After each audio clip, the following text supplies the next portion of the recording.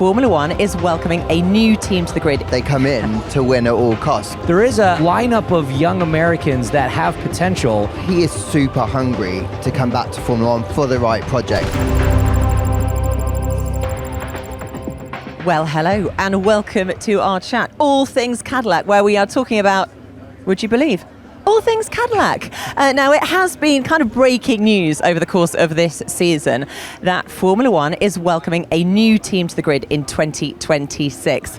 It's been long anticipated, and we haven't actually welcomed a new team since 2016 when Haas joined the fold. So lots of anticipation and expectation about what they are going to bring. Lots of rumours as well, which we're going to get into. I'm delighted to say, joining me now, we have Lawrence Barretto and James Hinchcliffe.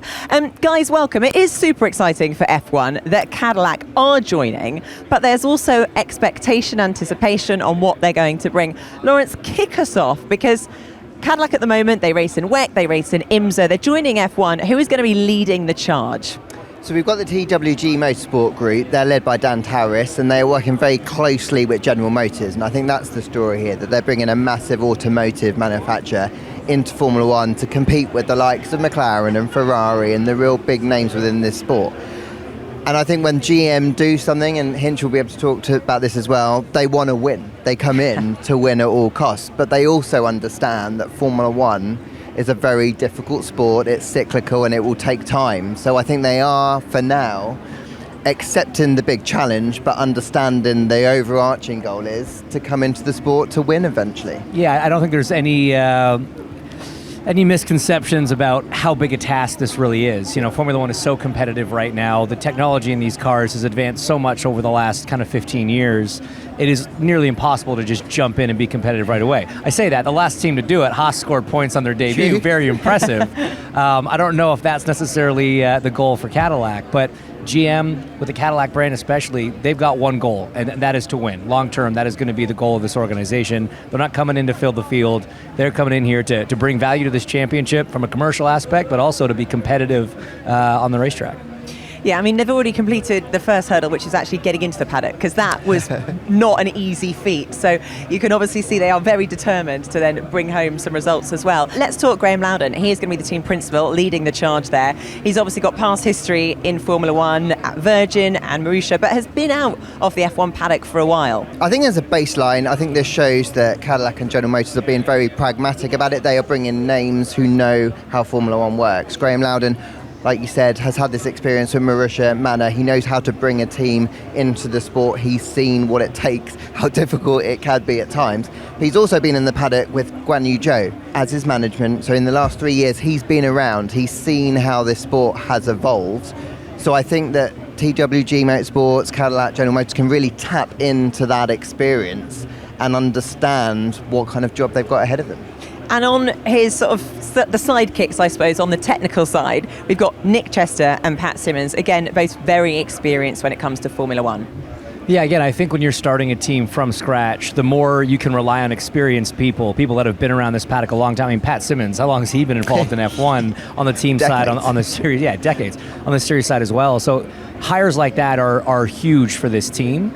But it's also a huge sign of confidence, right? That someone with Pat, with Nick's level of experience and success in this sport are looking at this project not as a flash in the pan. This is something that they must also believe is going to be around for a while and has the potential to be successful. And I think what they've done really well is they have recruited from across the paddock as well. So I think what you'll see is when Cadillac turns up, they're going to have staff from Mercedes, from Red Bull, from Alpine. They are bringing experience. I know mechanics who are going over to be part of the team. And they've got the experience to hit the ground running and really want to step up and build on a project from the ground up. You've got people like Rob White, who's Chief Operations Officer, spent so much time at Endzone, understands what it takes to operate a team in Formula One. You've got Pete Kroller, who was a long-time team manager at Haas. He's got the experience of bringing a team in with Haas, and you mentioned how they hit the ground running. You want that kind of experience, you want that excitement, that positivity about it. So they've gone about it in the right way. Yeah, it's really interesting, isn't it? You know, moving within F1, you know,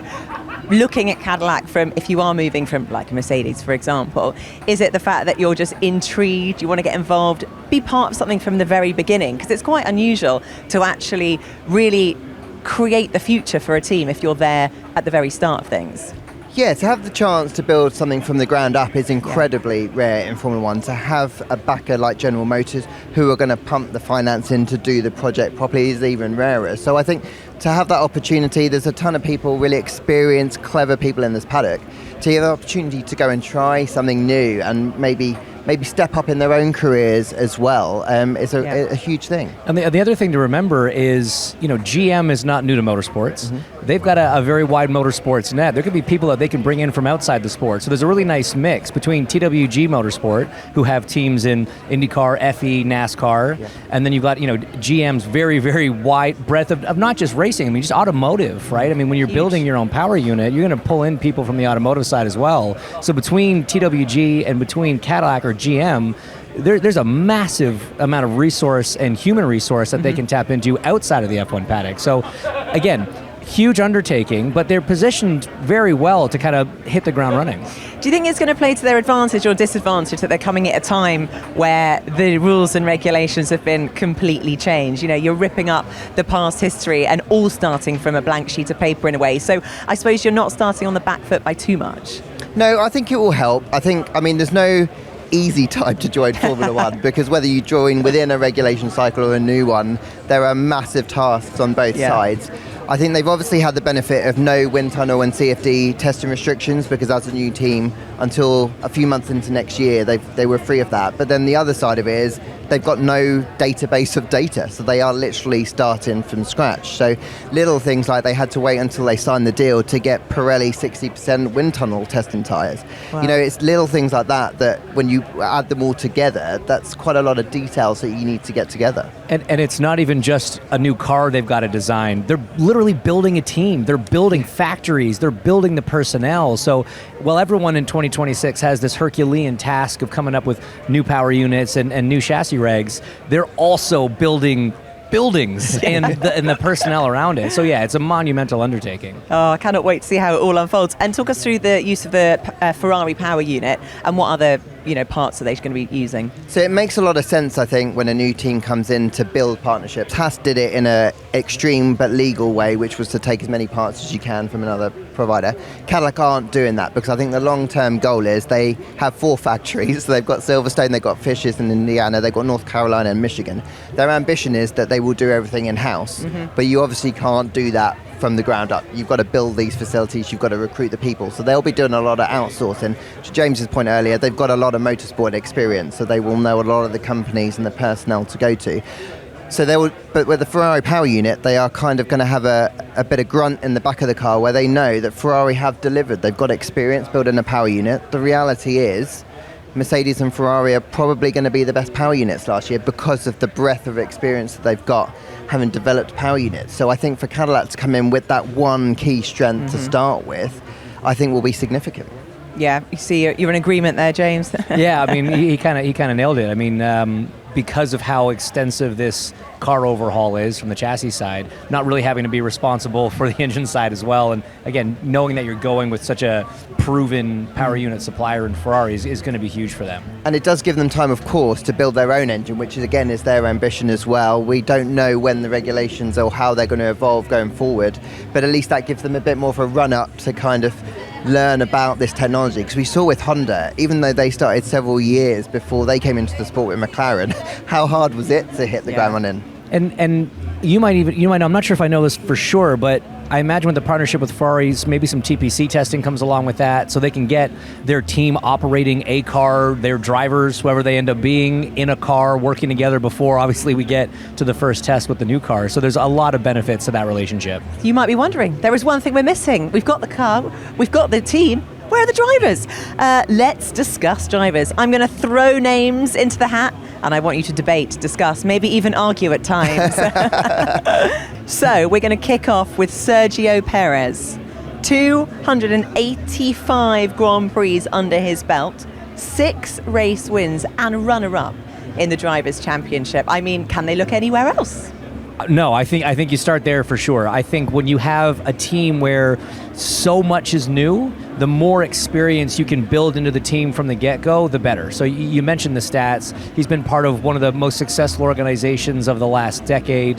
We've kind of seen recently when other drivers have been put in the car alongside Max that Checo actually was fairly competitive compared to him, which I think actually helped raise his stock. You could argue his stock was as low as it's been at the end of last year when he gets dropped, but then seeing how this team has performed this year and the second drivers performed this year, I think his stock's actually gone back up a little bit. So between the know-how of how a race-winning, championship-winning team runs and the competitiveness that he's seen, he's had a year off to recharge. He's only going to come back if it's a project that he believes in that can be successful. And so, yeah, I think that's a great show. I've talked to Checo a couple times over the last couple of months, and I think Is it an exclusive? It's not exclusive, so I can't confirm got me all now excited. that he's going to get a seat. Sorry, Nicki, I got you all excited there. But what I can tell you is he is super hungry to come back to Formula One for the right project. And I think the reason why Cadillac is so attractive to him is because of everything they are throwing at it. And I think he understands that, year one isn't going to be the year where he's going to set the world alight. But I think it is an opportunity for him to use the skill set that actually made him so highly rated, which was, the way he motivated a team, the way that he could manage tyres, the way that he could develop a car over the course of a season and through the winter. I think all of these things are not readily available in Formula One from the drivers who are available on the market at the minute. And I think that's why Checo's name was in the mix so early on, and why I think he is going to be in the car. I think that's what they've got to have him in the car, because they need that experience. And it's such a good point. Yeah, it's not necessarily just performance on track. It's being able to communicate with the team, give them feedback about the car, help them develop the car, and lead them to winning ways, rather than just be provided with the car and drive quickly. Yeah. All right, here's another one to throw into the mix. Valtteri Bottas. Interesting fact for you. In the 5 years that Valtteri Bottas had at Mercedes, he brought home or contributed 41% of the points in those 5 years, which I think is pretty impressive. Again, should we look any further than Valtteri Bottas? I mean, you've just done a quite good sales pitch for why they probably should take Valtteri Bottas. I think we need to look holistically at what Cadillac are trying to achieve, and I think they want to hit the ground running as quickly as possible, and they want to find a way for the team to be able to build quite quickly, and I think then you therefore need experience, and I think that Valtteri and Checo together can potentially offer that. You've got Valtteri here. He stayed hungry in the paddock. He took this gig as Mercedes reserve. He's thrown himself into all of the social media work that they get him to do. He is available for everything, but he's doing the important stuff, which is he's in the simulator. He's across all the engineering meetings. He understands the development of the 2026 Mercedes, which I think could be significant. He's got immense experience of the Mercedes power unit. He obviously had the Ferrari power unit when he was at Sauber. I think I'm making a checklist that it's impossible to say no to Valtteri Bottas, and I think that's why those two are the favourites to join that team, because I think they need that kind of experience. I mean, they're definitely the two front runners. Again, for all the reasons that you just mentioned, I do think experience is still the most important thing.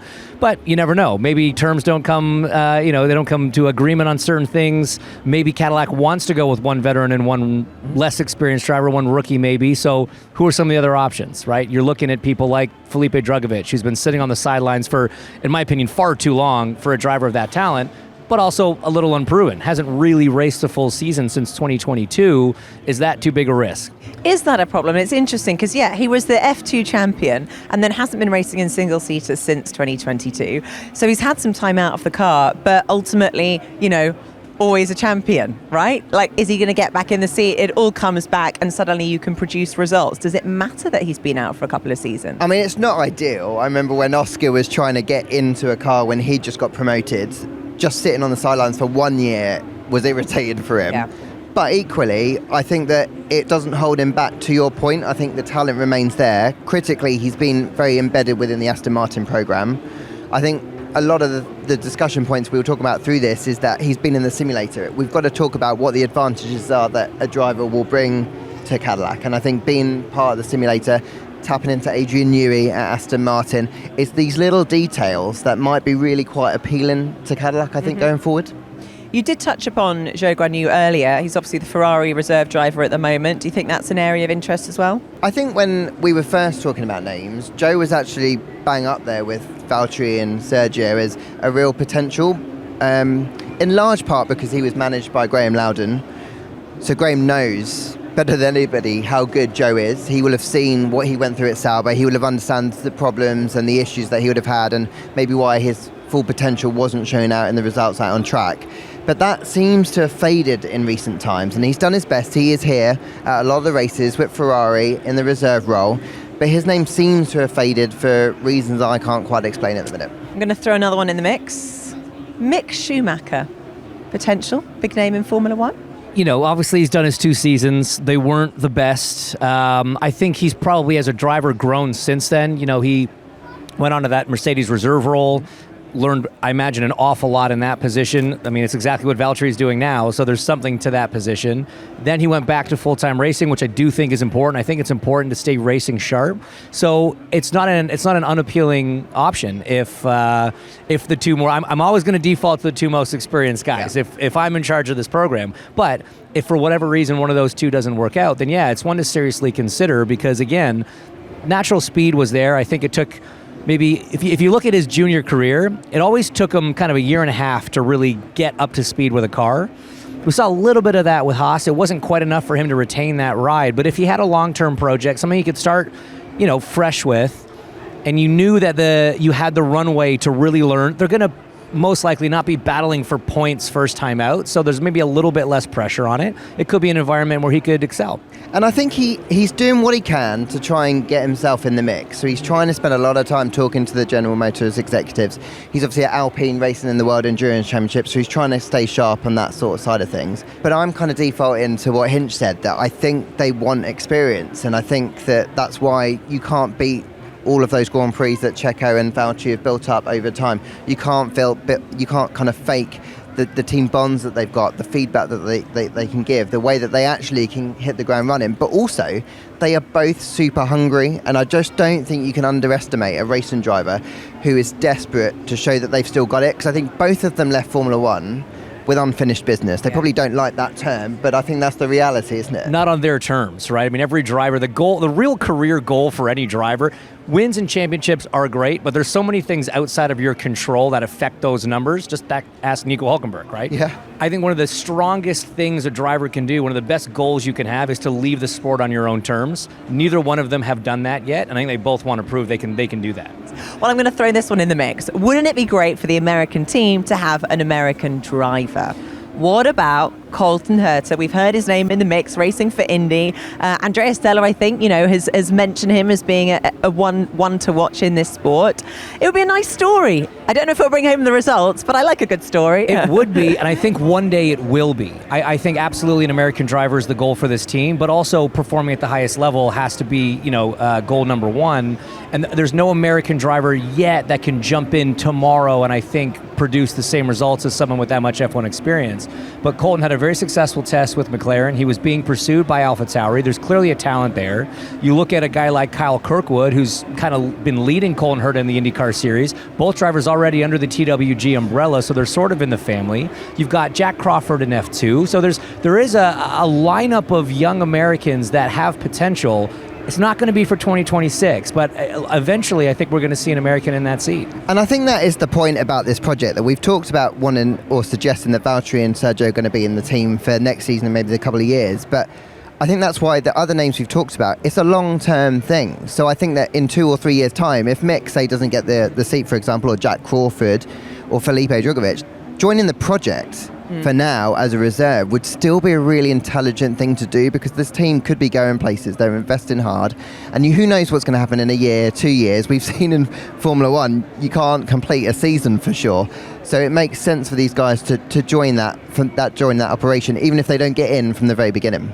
And just finally, we've got to touch upon the excitement for Americans. Isn't it great, Hinch, that finally another American team are joining F1. They're going to have a really big contingent. What does it mean, do you think, to the fans to suddenly have a name like Cadillac in the sport? I don't ever take away anything that Haas has done, but they really didn't lean into that American identity the way that I know Cadillac wants to do. F1 has obviously exploded in the US. You've got 3 races there now. The fandom is absolutely over the top. And I think there's a ton of excitement about a genuine US team. The car eventually is going to be built there. The motor's going to be built there. And hopefully, at some point, the driver's going to be from there. I think a lot of US brands are on board, or at least they're being talked about in terms of partners on that program. And so, yeah, they're really kind of embracing the Americana of it all. And I think that's going to go over very well.